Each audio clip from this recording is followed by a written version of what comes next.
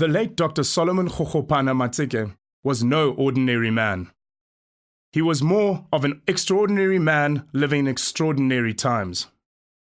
To his family, he was the doting and strict father who would go to the ends of the world to ensure their happiness. To his learners and colleagues in his teaching fraternity, he was that inspirational giant who instilled in them the never-ending love for education, while his community saw him as a hero who was committed to the upliftment of his people. To the arts fraternity, he was the multi-talented music composer and author whose works led to some of the most iconic stories told on our TV screens and schools. Yet despite his larger-than-life personality, not much is known about this outstanding Sowetan and South African. To get a fuller and clearer picture of who Dr. SK Matseke was, we spoke to those who knew him better, those who lived with him, and those who held him in the highest esteem. These are the life and times of Dr. SK Matseke. He was a very strict person as a teacher and very understanding, very intelligent man. He was very disciplined, dedicated, hardworking. I must say my dad was an interesting guy. Strict as he was, but he had a listening ear. I think he has brought a lot of transformations. He really encouraged and motivated us strongly. He had an incredible gift of motivating and encouraging us. One thing I always remember about my grandfather is that he was a disciplinarian and a very serious guy in my books. As much as Tata Mogolo was had a strict demeanor and stuff, he was also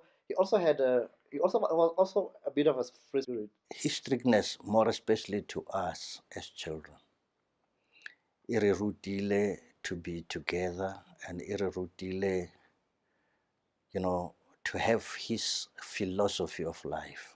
I try to emulate that from him, because if I become late, I think, oh my God, my grandfather would say, why are you late? You must keep time. It's always important to keep time.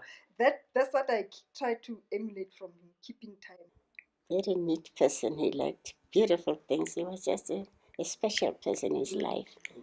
I think I'm a reflection of his life, personally. As you can see me, I'm handsome like him. He used to dress wonderfully.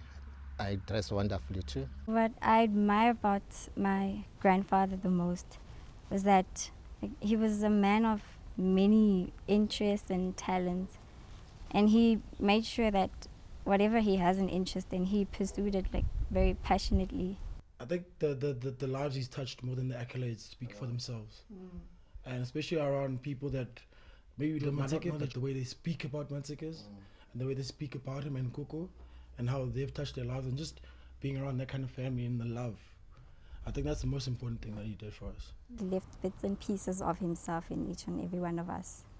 He definitely left a mark. He's my hero in all respect. He used to come to my school when we were in Garankuwa. He would come and my teachers would call me, because way back in the day, and and he would come, go along, and because they knew him, I would leave in the middle of the class. But go and see your grandfather. And then go to class saying just for a kiss. He loved education. He was a founder of their school in Orlando West High. There was no school at that time. It was just an open, vacant plot. It was a very small beginning. Then from there, he raised the funds and so on to build the now Orlando West High School.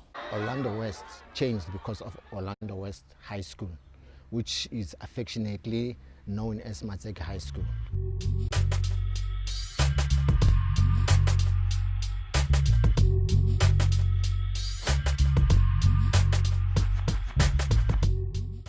It's interesting that things have sort of come full circle with regards to Lesedi being now named after Ntate Mkhulu, because that was also the first hospital my dad worked at.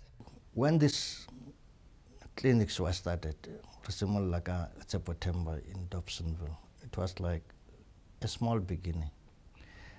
But later then, we saw that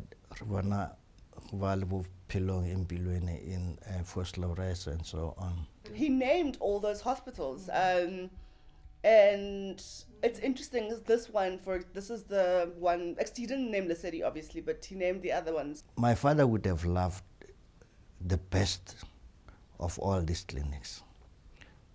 Lil Sadie being part of them.